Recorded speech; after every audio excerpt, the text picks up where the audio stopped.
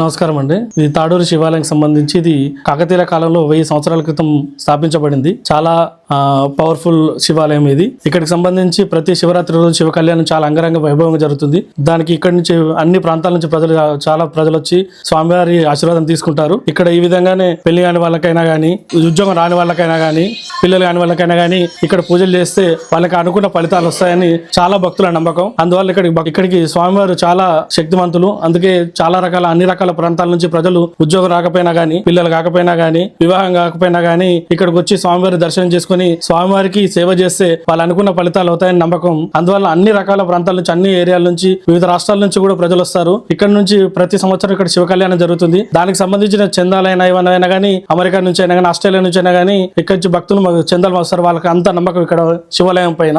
So ప్రతి ఒక్క భక్తులు ఎవరైనా శివాలయంకి వచ్చి దర్శనం చేసుకుని స్వామివారి కృపకు ప్రాప్తులుగా దర్శనం చేసుకోవాలని మన పాత కరీంనగర్ జిల్లాకు సంబంధించిన పాత శివాలయాల్లో, పురాతన శివాలయాల్లో మన తాడూరు శివాలయం ఒకటి. దాదాపు 1000 సంవత్సరాల క్రితం కాకతీయులు స్థాపించిన శివాలయం ఇది. సో ఇక్కడికి సంబంధించి ప్రతి ఒక్క శివాలయం సంబంధించి అయినా కానీ, ఎక్కడైనా ఏ భక్తులైనా కానీ ఇక్కడికి వచ్చి శివాలయాన్ని దర్శనం చేసుకొని ఆ యొక్క స్వామివారి కృపకి పాత్రలు కాగలరని మనవి.